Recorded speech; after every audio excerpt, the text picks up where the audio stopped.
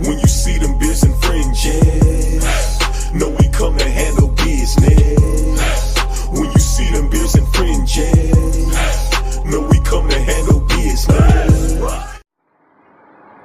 Strong Nasrallah. So back again with another requested video of duty ammunition. What duty ammunition or carry ammunition should you have or carry? The advice I can give is subjective, because what might be good for me, you might not like. But the ammo I am going to suggest today is good ammo. No doubt about it. It passes the FBI protocol test, minimum 12 inches. It passes that. That's good expansion, good penetration. That's good in tissue. It creates a lot of disruption, a lot of damage. I have no problem carrying this round with me in any of my firearms as long as you test it. That's the key thing. Before you even think about carrying a particular round, you need to go out and vet that ammo. You need to go take maybe, I know it's expensive, but it's something you have to do if you want to be absolutely certain that it's going to work. It'll take you about, I don't know, 100, 200 rounds of self-defense ammo. You don't have to do it all at the same time, but you need to shoot about 200 rounds of self-defense ammo through your gun to make sure your gun will cycle it. It will feed through your magazines. It will feed through your firearm. It will be somewhat accurate to the standards that you need. And the rounds that I have here, they do that. This is what some law enforcement carry in their duty weapons.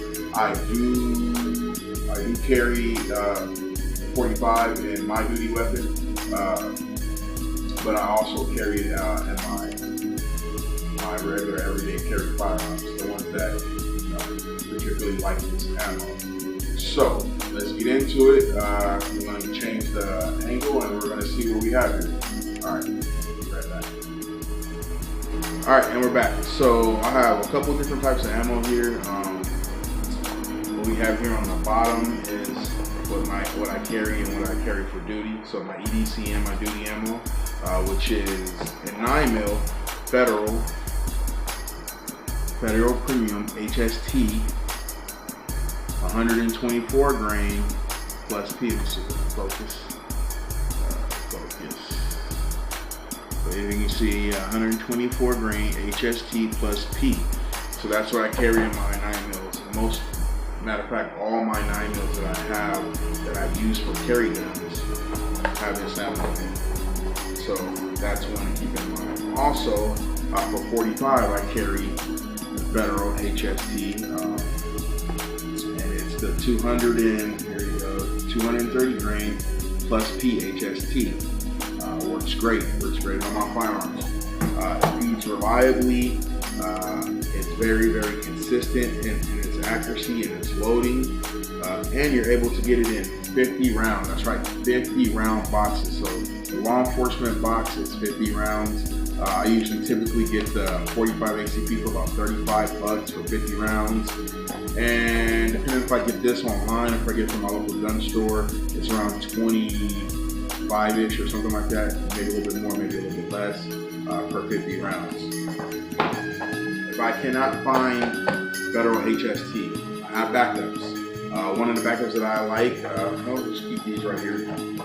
One of the backups that I like is Winchester PDX-1. This one is for a gun that I rarely carry, and it's a 40 cal. It's 180 grain. It's also a bonded bullet. If I didn't say it, these are bonded bullets. These will not separate. And so what bonded means is the bullet has been chemically bonded to the core. So the core is a lead core, and then you have a metal or copper or sometimes nickel jacket around it. They've been fused. And so when that bullet expands, when it opens up and mushrooms, the core and the jacket will not separate. And that's very important, because when you do that, when it does that, it loses its weight, and it's going to lose its ability to penetrate deeply. So you want to get bonded bullets. This is a bonded bullet, and this is a bonded bullet. Well, you know, all these, because I always say HST, there's different calibers. So this is what I use. If I cannot find Federal HST, I I go to the Winchester PDX-1. If I can't find Winchester PDX-1, I still have a backup. It's Remington Golden Saber. They're kind of like old. I think they should still make them, but these are usually easy to find at Walmart. The only downside is, you know, it's going to be a little bit more expensive than if you get the law enforcement box of the HXT. And these are only 20 rounds.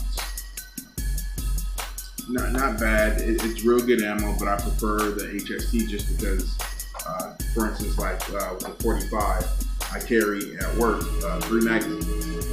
Each magazine goes 13 rounds. So 1 box of this and I'm good. I'll have a couple left over. Same thing, you know, for the 9mm. Usually 1 box will load up 2 mags. You know, mag in the gun and then my spare mag that I carry. But that's my carry ammo. Now, when it comes to going to the range and plinking, shooting, I mostly use Federal, and it's not exclusive to Federal, but this is what I can get for a reasonably cheap price, especially at Walmart. So this is a 100 round box of Federal 115 grain 9mm brass.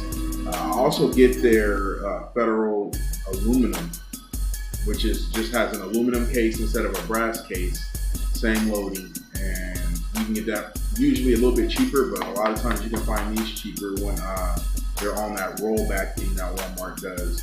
And these usually go for, I think, 20 rounds is usually like around, or not 20 rounds, 100 rounds usually around like, I don't know, $20 or something like that, depending on, you know, if you can find discounts and things like that.